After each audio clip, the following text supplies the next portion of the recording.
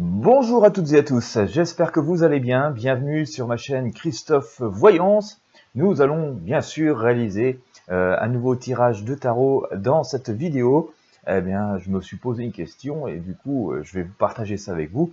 Je me demandais dans quel état d'esprit et dans quelle situation on va être juste avant le second tour. Dans quel état d'esprit, dans quelle situation serons-nous le 23 avril. Vous le savez, nous sommes en pleine campagne d'entre-deux tours. Enfin, en pleine campagne, si on peut dire. Enfin, bref. Donc, nous sommes en pleine campagne d'entre-deux tours. Et voilà, comment, dans quel état d'esprit, dans quelle situation serons-nous, comment ça se présente. Allez, le 23 avril ou le 24 avril au matin, juste avant d'aller glisser la main tremblante notre bulletin dans l'urne. C'est joli mon expression, la main tremblante dans l'urne, comme ça. Je me transforme en poète. Je sais pas ce que vous en pensez. Je pourrais peut-être appeler ma chaîne Christophe Poète. Non, trêve de plaisanterie. Donc on va essayer d'éclaircir tout ça avec notamment le tarot de Marseille. Mais restez bien jusqu'au bout.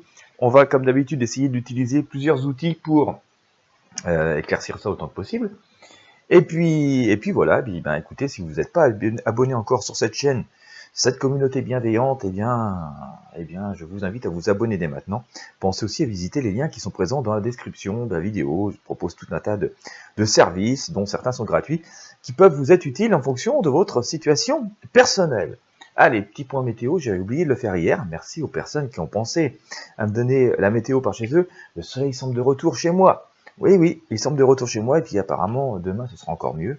Aujourd'hui, c'est un petit peu voilé. J'espère que vous avez du beau temps aussi, même si dans beaucoup de régions, vous avez besoin de pluie. D'ailleurs, à ce sujet, il m'est venu une idée parce que j'ai visité la maison d'un couple qui est en construction, et ils ont eu une idée intéressante, et je me suis dit qu'on pourrait généraliser. Dans leur jardin, ils ont fait creuser une espèce de grande cavité dans laquelle ils vont mettre une très très grosse citerne. Alors ça va être enfoui dans le sol, et puis il y aura du gazon par-dessus après. Et puis cette eau, ils vont la récupérer de leur gouttière, donc ils vont avoir des milliers et des milliers de litres d'eau qui vont en tirer dans une citerne. Et ils vont le réutiliser, bien sûr pour le jardin aussi, via une pompe, mais aussi c'est branché sur leur installation d'eau, par exemple pour la chasse d'eau des toilettes. Au lieu de mettre une chasse d'eau, de l'eau du réseau, que l'on paye assez cher, eh bien ce sera de l'eau de pluie qui servira pour la chasse d'eau. Et j'ai trouvé que c'est un système ingénieux pour les régions notamment qui manquent de beaucoup de pluie, mais qui ont parfois de très très gros orages.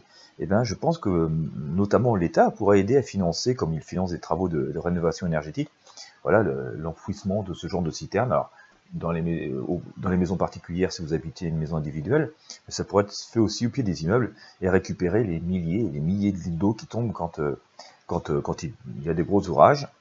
Déjà, voilà, donc ça pourrait être utile pour arroser les jardins, pour les installations sanitaires. Ce serait écologique, ça éviterait aussi de pomper toujours de l'eau dans les nappes phréatiques, ne serait-ce que pour la chasse d'eau. Et puis, j'étais en train de bien montrer. Et puis aussi, non, voilà, ça aurait une deuxième fonction, c'est que quand il y a de très gros orages, c'est dizaines, c'est centaines de milliers de litres d'eau qu'on pourrait récupérer, qui seraient donc emprisonnés dans les citernes, se déverserait pas d'un coup dans les ruisseaux et dans les rivières, et ça éviterait peut-être des inondations, en tout cas ça les rendrait peut-être moins graves. Vous me voilà aussi Christophe hydrologue. Qu'est-ce que vous en pensez? Bon, j'aime bien penser à plein de trucs. Alors mon idée est peut-être pas bonne, mais écoutez, si vous habitez dans les régions qui sont parfois soumises à ce genre de problème, écoutez, votre avis, vous connaissez mieux le terrain que moi. Ça peut être utile, n'hésitez pas à mettre un commentaire. Allez, on regarde comment ça se passe pour cette arrivée du second tour.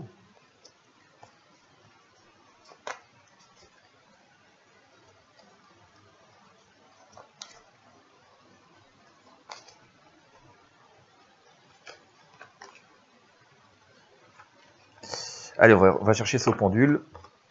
Comme d'habitude, je vous invite à partager ces tirages avec vos amis et sur vos réseaux sociaux. Écoutez, ça peut leur être utile.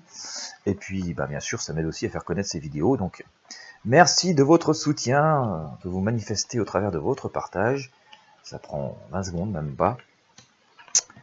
Donc, merci à vous. Hop, allez. Comment ça se présente, ce second tour?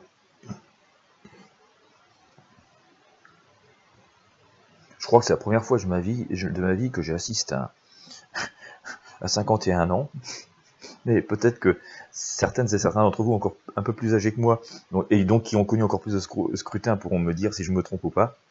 Je crois que c'est la première fois de ma vie que j'assiste à une élection présidentielle où il n'y a pas de débat, où finalement, où certains candidats évitent de débattre à tout prix, quoi. Mais ça permet. Enfin bon, bref. Je...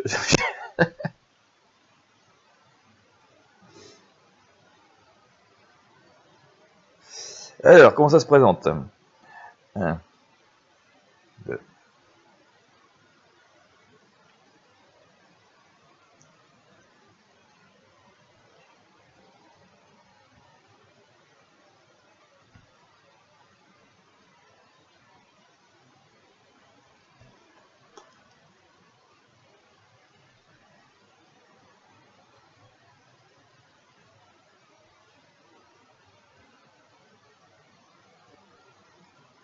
Voilà.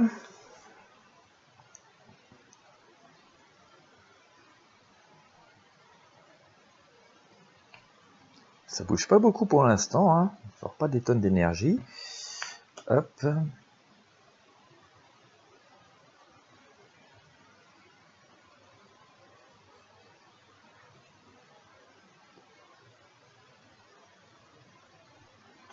Il y a plein de personnes qui m'ont posé des questions sur le pendule. Hein. Alors, mais vous avez raison, utilisez-le.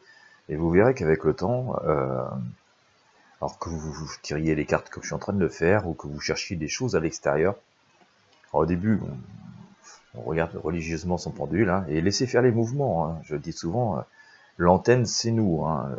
Le pendule ne fait que de traduire ce que notre corps, notre esprit reçoit, d'accord? Donc c'est pour ça que, oui, c'est nous qui faisons bouger le pendule, mais d'une manière inconsciente. Et donc retenir ce mouvement serait une forme de triche et donc d'annuler tout le résultat. Mais en dehors de ça, vous verrez qu'avec, pour les personnes que ça intéresse, hein, qui me posent souvent des questions, vous verrez que plus vous pratiquez, et quoi que ce soit que vous cherchiez, il y a juste un moment quand vous arrivez sur l'endroit ou sur l'objet que vous cherchez, dans l'esprit, là, vous vous dites, là il va se passer quelque chose, quoi. C'est notamment ce qui se passe quand j'arrive sur les cartes à un moment donné, souvent, hein, pas toujours, mais souvent je me dis, oh, celle-là va sortir.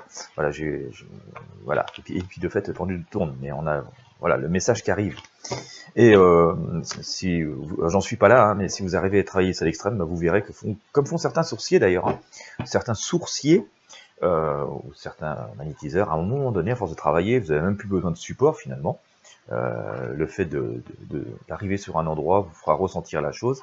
Le fait de voir une personne suffira pour déjà vous donner plein d'images sur ce qui se passe.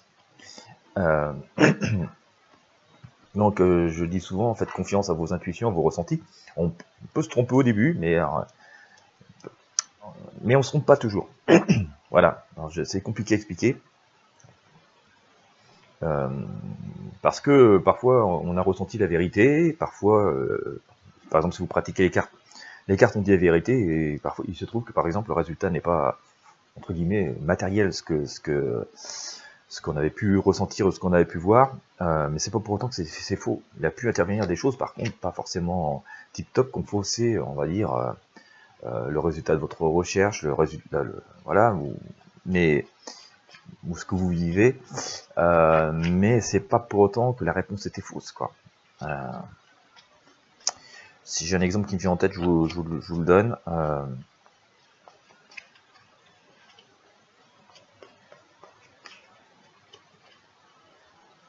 Si par exemple vous dites, vous cherchez un objet, vous dites, est-ce que ce tel objet ou telle personne sera là demain à 10h? Ok, ok, bon, bah, peut-être que le pendule vous dira oui, ou votre recherche vous dira oui, mais et puis vous arrivez à 10h05, il n'y a personne, ça ne veut pas dire que la personne n'est pas venue, d'accord? Ou elle a pu venir, mais avoir un empêchement de dernière minute, il peut y avoir vraiment une cause externe qui est venue l'empêcher de venir, mais elle avait bel et bien l'intention de venir, par exemple. Voilà, donc comme pour tout résultat, hein, il y a des... Parce que, entre guillemets, quand on travaille avec ces énergies de lumière, il y a toujours ce côté positif, hein, on vous apportera une réponse, on en apportera le meilleur. Mais nous vivons dans un monde qui est aussi entouré de négatifs, et il n'est pas toujours prévisible. Hein. le négatif est le diable, et le diable il est malin, et le malin il se cache, il vous laisse croire que vous allez atteindre la chose positive, et il va vous jouer un tour de ruse, hein. C'est la manipulation. Et ça, c'est pas toujours facile à prévoir quand on manipule des énergies de lumière. C'est un petit cours, je suis désolé pour les personnes qui attendent le tirage, mais parce qu'on pose souvent la question. Dans les énergies de lumière, il n'y a que la bienveillance. Le mal, on préfère ne pas le cultiver, on préfère pas le voir. Donc votre résultat est parfois très bon, il est bon. Il se trouve que certains événements néfastes, négatifs, pas toujours prévisibles, parce que justement c'est le malin, d'ailleurs je le sors aujourd'hui, on va regarder dans le tirage, va venir fausser les choses en dernière minute. Et c'est pour ça qu'on reste dans le domaine de la prédiction, et je dis toujours, voilà, les cartes nous disent ceci, voilà, on est dans le domaine de la prédiction, c'est que tout un tas de choses néfastes et plus négatives, ou parfois juste des imprévus, mais qu'on peut parfois mettre aussi sur le compte du malin, vont venir interférer, et donc on a la pureté, on a le résultat pur, on a la logique, la lumière, l'amour en fait, qui vient donner une réponse, mais voilà, le négatif va pouvoir intervenir et donc interférer avec ce résultat d'une façon plus ou moins puissante. Mais quoi qu'il en soit, on restera toujours fixé sur le positif, et donc on aura toujours une réponse qui permettra d'aller de l'avant quand on travaille avec ces énergies. Mais il faut savoir que, eh bien, même si c'est grand soleil, il peut y avoir un nuage qui passe devant le soleil. Je suis désolé, j'étais un petit peu long avant d'attaquer ce tirage, mais parce que j'ai beaucoup de réponses, puis je vois aussi beaucoup de personnes qui doutent de leurs résultats de voyants. Alors certaines et certains sont très expérimentés, donc savent relativiser. Je vois aussi d'autres qui sont un petit peu moins expérimentés, qui du coup se disent « Oh mince, j'ai dit des bêtises à ma communauté et tout ». Vous en voulez pas, ou quel que soit ce que vous avez pu prévoir, je n'ai pas le temps de regarder toutes les vidéos de tout le monde, puis j'évite pour pas être influencé. Vos résultats sont pas forcément fondamentalement faux, je comprends que vous puissiez vous en vouloir de ne pas avoir donné un résultat extrêmement précis, mais on est dans le domaine de la prédiction, de la voyance. La prédiction, il y en a partout, vous voyez. La météo, des fois on nous prévoit du beau temps et puis il pleut, vous voyez. Donc, et pourtant c'est bardé de science et d'ordinateurs et tout à côté, quoi. Donc on est, nous aussi avec nos outils, sujets à pouvoir parfois mal interpréter, parfois ne pas avoir tous les éléments, parfois il peut y avoir des énergies qui interfèrent. Ça ne veut pas dire que la vérité au fond de ce que vous avez pu prévoir, quoi que ce soit que vous ayez pu prévoir, n'est pas présente, d'accord, ou n'a pas été présente. Plutôt, c'est qu'est-ce qui a entraîné le fait que j'ai eu tel ressenti et qu'au final ça s'est passé comme ça, quoi. C'est plutôt cette question qu'il faut se poser. Voilà, petit cours, mais c'était aussi pour rassurer, parce que je sais qu'il y a beaucoup d'entre vous qui essayent de travailler, et on doute beaucoup au début, c'est normal, et on doute toujours, hein, de toute façon, voilà, on essaye de faire au mieux, mais on doute toujours. Bien, si vous attendiez le tirage, je suis désolé, mais comme on pose souvent la question, puis c'est aussi voilà une manière de partager, et donc d'aider celles et ceux qui, elles et ils aussi essayent d'aider toutes celles et tous ceux qui essayent d'avoir des renseignements au travers de nos outils divinatoires. Alors, comment qu'on aborde ce second tour? Eh bien, écoutez, j'ai envie de dire que pour l'instant, on est dans une forme d'incertitude, hein, d'accord. On le voit, il me semble, alors vous allez me dire, il nous dit ce qui se passe. Bah, je sors la carte comme ça, j'y peux rien, et effectivement, la carte me semble bel et bien traduire la situation dans laquelle nous sommes. On essaye de comprendre, hein, c'est ce que fait cet ermite, hein. Je vous montre la carte pour qu'elle puisse vous inspirer. Il essaye de voir vers quoi on va. Mais il est hésitant, hein, notre ermite, hein. Il ne veut pas faire de bêtises, hein. Il est avec sa canne, son bâton, la lumière, il essaye de regarder l'avenir, et il avance lentement mais sûrement. On nous dit ce ermite est recouvert avec le soleil, ici. D'accord. Alors, ce qui est assez intéressant quand même, parce que je l'ai sorti aussi hier, hein, sur le tirage que je vous ai fait pour la quinzaine, on voit quand même qu'il y a une espèce de soleil qui revient, de lumière qui revient, qui a une espèce de possibilité de retrouvailles, d'annonce. C'est assez timide, hein, quand même, hein. C'est assez timide, hein. On voit ces personnages qui ne font que de venir à la rencontre l'un de l'autre. Alors, est-ce qu'ils vont finir par s'entendre ou est-ce qu'ils vont pas finir par s'entendre? Alors, je ne parle pas spécifiquement que des deux candidats, hein. C'est plutôt le feu et l'eau, mais bon, c'est un peu le jeu de ce genre de situation. Mais d'une manière générale, dans cette énergie, en tout cas, je pense qu'on peut penser côté, puisqu'on parle de politique, les lecteurs et les candidats qui sont là vont, face à cette incertitude qui est ici, nous, d'accord, finir par, si on est un peu dans le flou tout de suite, hein, beaucoup d'entre nous le sont, on va finir par, et on se demande quel va être notre avenir, vers quoi on va finir par avoir fait un choix. Je veux dire, je pense que le 23 avril, le 24 au matin, avant, je vais reprendre mon expression, c'était joli, d'aller mettre la main tremblante entre bulletins dans l'urne.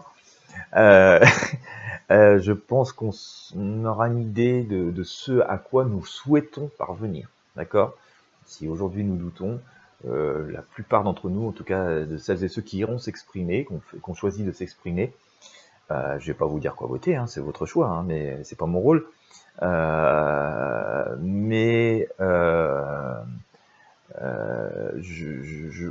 pense qu'on le fera assez serein. On fera assez sereinement le choix, parce qu'on aura défini une espèce de ligne d'avenir de ce que l'on souhaite pour nous. Alors je ne dis pas que notre choix sera récompensé, que le ou la candidate que nous aurons choisi, puisque il y a un homme et une femme.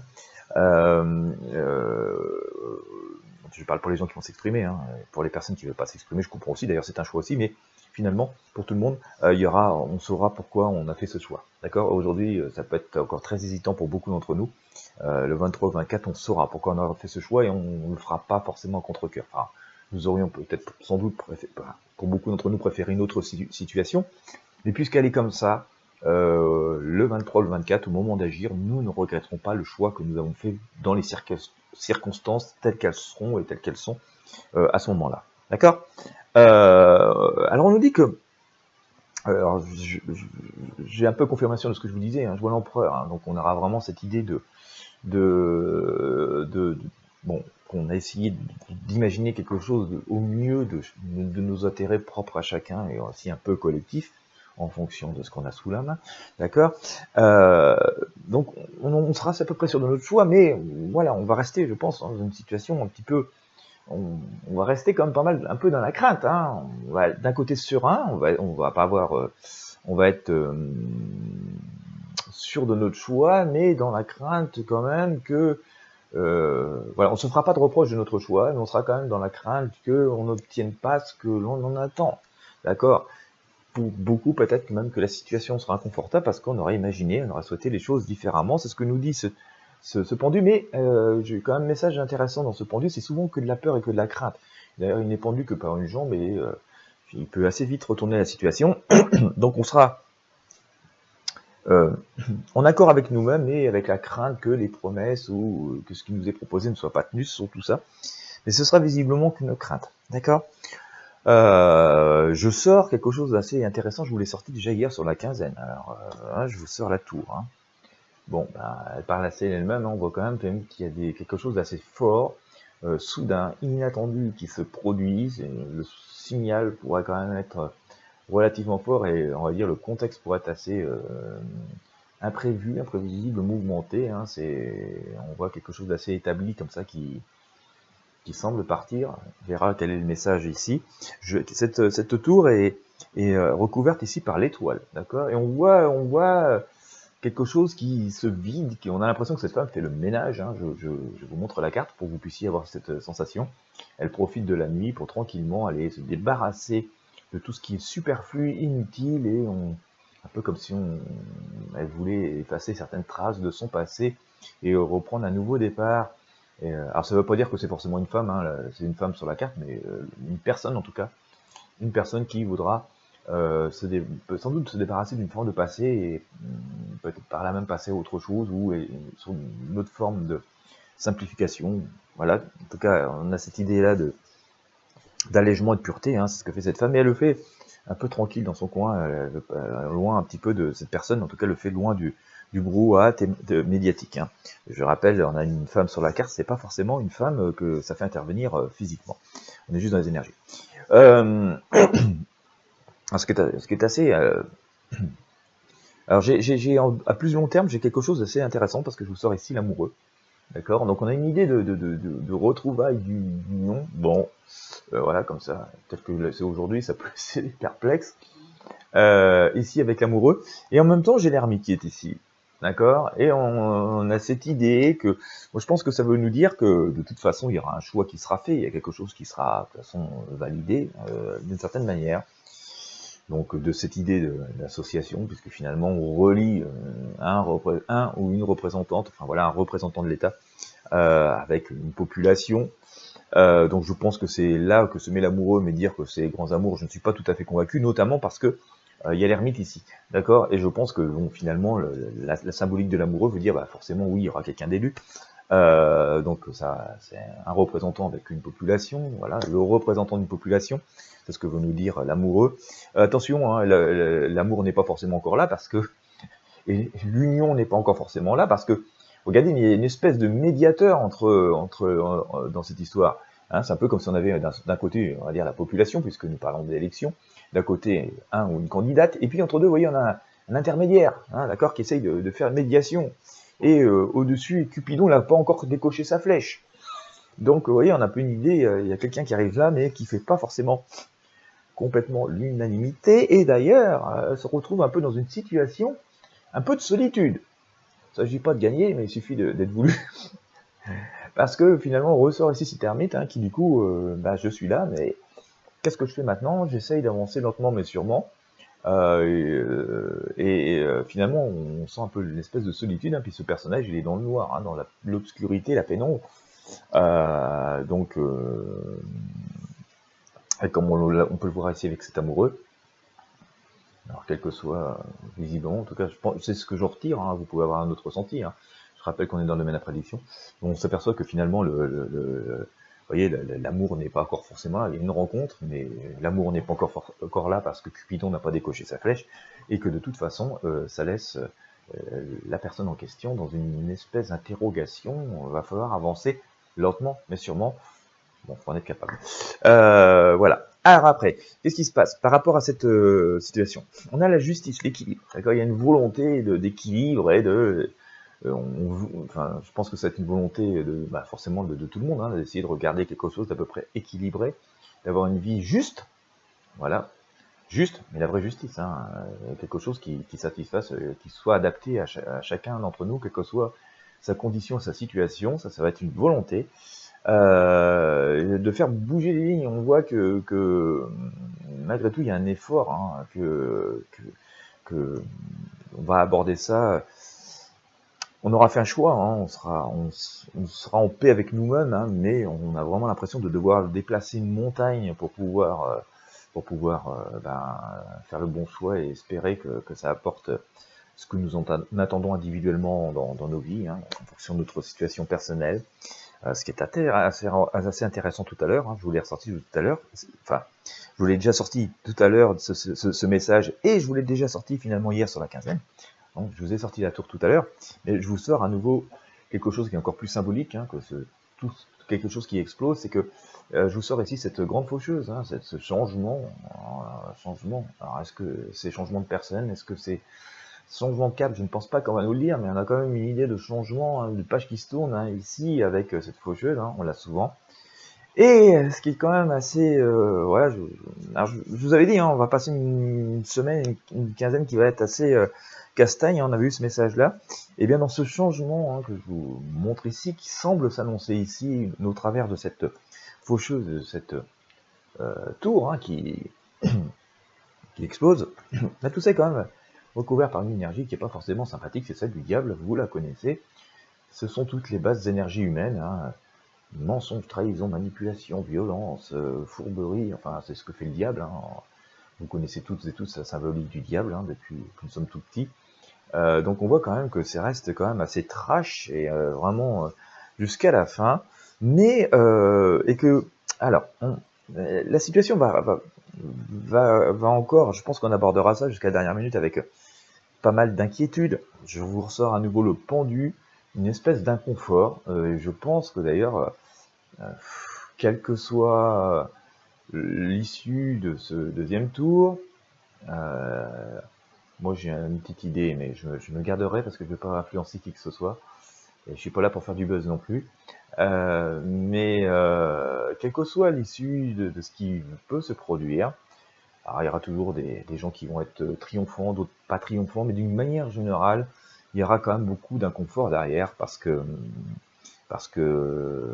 bah, si c'est pas le ou la candidate souhaitée, d'ailleurs ce sera le cas pour beaucoup de monde, hein, puisque à l'origine il y avait 11 ou 12 candidats, donc aujourd'hui il ne reste plus que 2, donc ça veut dire aussi que beaucoup de personnes vont voter un peu par défaut, à défaut d'avoir pu avoir le candidat qu'ils ont soutenu au premier tour, vont voter autre chose, hein. Beaucoup d'entre nous sont dans cette situation.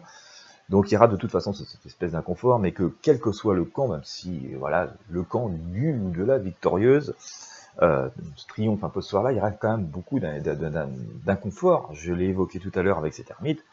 C'est que c'est pas forcément, soit il y aura une espèce de, il y aura, à mon sens, une forme de méfiance, quoi, d'inquiétude de la population, de nous, et ça va pas être si facile de gagner vraiment la vraie confiance. Bon, à part bien sûr du groupe d'archi convaincus, mais du parti en question, mais globalement, si on prend sur 100% des gens, même si il va y avoir, je pense, un climat de méfiance qui va être là, qui sera, du coup, qui rendra peut-être assez difficile l'acceptation au moins des premières réformes, des premières mesures, des premières actions, parce que je pense qu'une très grande majorité de Français, hein, que nous sommes, resteront quand même sans une méfiance, quoi. Hein, voilà, et donc je pense que finalement l'enjeu, je vais vous dire ça tout à l'heure. Voilà, le ou la candidate qui va gagner, puisque c'est un homme et une femme, va à un moment avoir un petit moment de solitude, d'accord? Il y en a qui vont pas se poser de questions, qui vont foncer tête baissée. Je suis le ou la meilleure, je vais mettre et je me pose pas de questions, mais au fond, la vraie situation, c'est que on aura une espèce d'isolement qui est là, et il faudra, le bon sens, en tout cas, faudrait que l'élu U ou UE, que ce soit un homme ou une femme, marche sur des œufs, parce que ça nécessitera, en tout cas, c'est ce que nous conseille le tarot, hein, c'est ce que conseille le tarot finalement, à la personne qui va triompher, d'être sur une certaine réserve et une forme de modestie, hein, vis-à-vis du résultat, et que effectivement, il semble quand même derrière qu'il y ait des grands enjeux, des grands changements de société qui se profilent. D'ailleurs, on le voit aussi depuis très longtemps, hein, avec le tarot, hein, on voit qu'on est dans un changement de système. Et on voit que si on reste quand même, nous resterons citoyens un peu dans la réserve, hein, la méfiance qui provoquera cet inconfort. Moi, je dis juste, c'est pas parce qu'on a peur des choses que la situation sera mauvaise, hein, ou que ce sera grave. C'est valable pour toutes les choses de notre vie, mais on va rester quand même dans ce petit sentiment de méfiance, en tout cas, d'inconfort très relatif. Mais on nous dit quand même, hein, que bon, voilà, on devrait pouvoir retrouver quand même une situation apaisée. D'accord. Alors apaisé, enfin, par rapport individuellement, hein, sur individuellement, hein. D'accord. On va essayer de faire une synthèse, parce que c'est assez compliqué. On nous dit que pour l'instant, effectivement, nous sommes, je pense que c'est le cas pour beaucoup de personnes, et vous me le direz en tout cas, si vous ressentez ça, qu'on est quand même dans une espèce d'incertitude. D'accord. Que on essaye de comprendre, et que surtout on a surtout à cœur de ne pas devoir se tromper, que beaucoup d'entre nous ont l'impression qu'on est dans un changement d'air, un changement d'époque, et que finalement il y a un enjeu bien plus grand que juste le fait de d'élire une personne à la tête du pays. Et donc tout ça, si effectivement on a encore quelques jours pour réfléchir, et que quand le choix que nous allons faire, que nous décidions d'aller voter pour un tel ou pour un tel, que nous décidions de voter blanc, de ne pas voter, ou de nous abstenir, ce choix, nous l'assumerons. Hein. Pour la plupart d'entre nous, nous l'assumerons, et nous ne tremblerons pas, nous n'aurons pas trop la main qui tremble par rapport au choix qu'on a fait. Malgré tout, quelle que soit la décision qu'on a faite, nous allons quand même rester relativement prudents, méfiants, dans une incertitude. Et là, il y a un message pour la personne qui gouvernera à ce moment-là, c'est que c'est pas un chèque en blanc et une confiance aveugle. Et pas du tout. Alors, je sais, on a toujours le droit de discours politique, je serai le président ou la présidente de tous les Français, j'ai compris que c'est pas... Mais on a toujours le discours, mais finalement, dans les actes, ça se traduit assez peu, en tout cas, c'est mon sentiment de simple électeur. J'en ai déjà vu des mandats passer, et des... Bon, j'attends toujours. Et il n'y aura pas, je dirais pas forcément complètement la défiance, mais au moins une méfiance, et que donc la marche va être haute à franchir. L'enjeu est important, hein. C'est pas juste le fait de devenir président ou présidente, je parle du candidat, de la candidate. On voit quand même que ça va nécessiter beaucoup d'observation, beaucoup de maîtrise et beaucoup de prudence, hein. C'est ce que fait d'ailleurs cet ermite ici. Il avance lentement mais sûrement, il fait pas de bêtises, hein. Il a pris son bâton, il sait qu'il n'a pas le droit à la moindre erreur, hein. Donc il essaye de pas se fouler une cheville, il essaye de regarder les pieds, et il avance lentement mais sûrement. D'accord? C'était quand même assez intéressant à noter. On voit quand même que le contexte est extrêmement remuant, que, on va dire jusqu'à la dernière minute, hein, les choses ne sont pas forcément jouées. On le voit ici, qu'il y a au moins un minimum, un changement de cap annoncé ou conseillé par le tarot. On le voit, mais c'est assez radical. Donc on va dire que quel que soit le ou la vainqueur de ce deuxième tour, en tout cas le tarot semble me dire, de toute façon il doit y avoir un changement radical, ça ne peut pas être la copie, et ça ne doit pas être, en toute logique, sinon ça risquerait d'être plus compliqué, mais ça ne doit pas être le clone, une copie du quinquennat précédent, ou de solutions qui datent même d'encore un copier-coller d'idées d'autres quinquennats d'avant, d'autres candidats, hein. Il ne suffit pas de réutiliser, faire des copier-coller. Il y a vraiment une idée de changement, de renouveauté, avec un certain retour fondamentaux, si on en juge ce qu'on a vu depuis assez longtemps. Donc on a quand même cette idée de changement au bout du compte, hein, qui est là, et c'est sans doute ce qui va amener une certaine faire une petite méfiance de notre part. On va vraiment observer, c'est pas un chèque en blanc. Moi, je pense que la personne qui va gagner doit, si cette personne souhaite pouvoir finir par obtenir une vraie adhésion et un vrai consensus et des résultats, des décisions qu'il ou qu'elle prendra, doit vraiment marcher sur des œufs et faire preuve d'humilité et observer, écouter. Nous, voilà. Alors, bien sûr, on ne peut pas satisfaire tout le monde, hein. Vous avez peut-être déjà vous-même dans votre vie été amené à devoir faire prendre des décisions avec plusieurs collègues ou plusieurs membres de votre famille. C'est pas toujours facile de mettre tout le monde d'accord. Alors imaginez un pays de 68 millions de personnes. On peut jamais vraiment satisfaire absolument tout le monde, mais ça doit être la donne, quoi. Ça doit être la donne. Et d'ailleurs, bien avant ces élections, ça fait assez longtemps, on l'a vu pour d'autres raisons, depuis 2-3 ans, on s'aperçoit quand même que de plus en plus les citoyens, et pas seulement qu'en France, hein, on parle de la France ici parce qu'on est dedans, veulent pouvoir s'exprimer, veulent pouvoir se sentir considérés, veulent se sentir écoutés. Et je pense que le tarot nous dit ça. Donc, nous, en tout cas, le 23 et 24 pour la plupart d'entre nous, hein, quand on aura fait le choix, quel qu'il soit, de voter ou de ne pas voter, de voter un tel ou un tel, de voter blanc, de ne pas voter, si on choisit de s'abstenir, c'est votre choix, donc voilà, mais quel que soit le choix, je pense qu'il sera pleinement assumé. Si aujourd'hui on peut encore, c'est difficilement visible, difficilement compréhensible, puis finalement il y a assez peu de débats, alors c'est difficile pour nous de se faire vraiment une idée. On aura pris une décision, on sera pas trop inquiet, on sera inquiet de la suite, on sera inquiet de l'issue peut-être aussi. Quoi qu'il en soit, la suite du résultat sera que plutôt dans le camp du victorieux ou de la victorieuse.